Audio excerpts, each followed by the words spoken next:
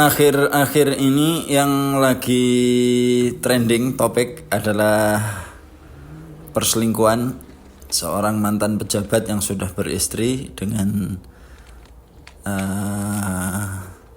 seorang wanita yang katanya model majalah dewasa dulunya. Sangat-sangat trending.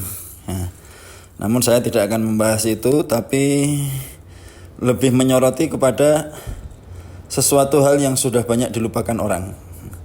Orang hanya membahas tentang beliau-beliaunya itu tanpa membahas intisari dari permasalahannya, yaitu perzinahan.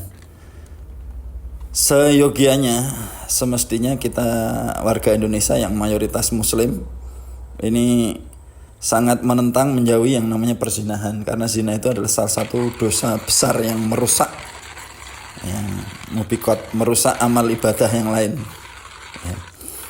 Bahkan tidak hanya muslim ya sebetulnya ya, semua agama samawi menganggap perzinahan itu sesuatu yang sangat menjijikkan.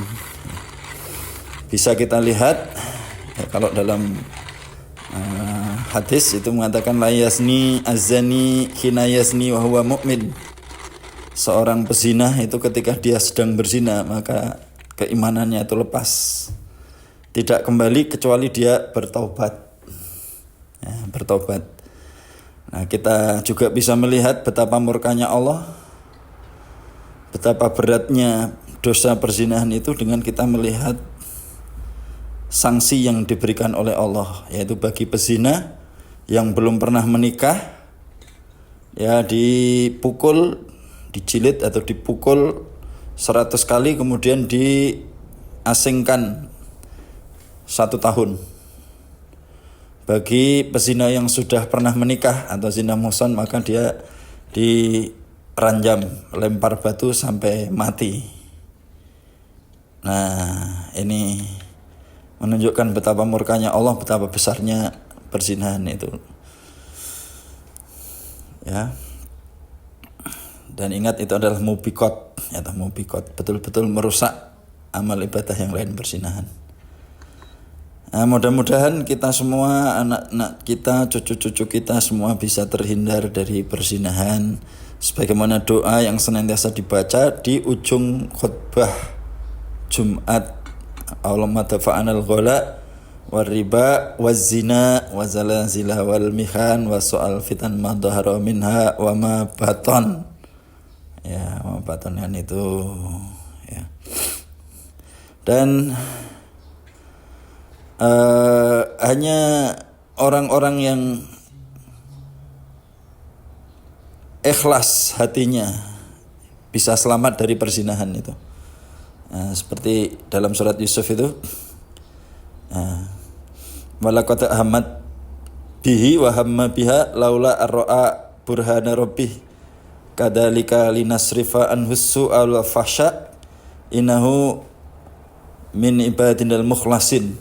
Ya, saat itu Zulaikha sudah bernafsu syahwat untuk berzina dengan Yusuf, dan Yusuf pun sebetulnya sudah tergoda. Laula arra'a burhana rabbih, seandainya tidak melihat penjelasan keterangan burhan dari Tuhannya, pasti terjadi perzinahan itu antara Nabi Yusuf dengan Zulaikha. Namun kami Allah memalingkan Yusuf dari perbuatan zina itu karena innahu min ibadinal mukhlasin.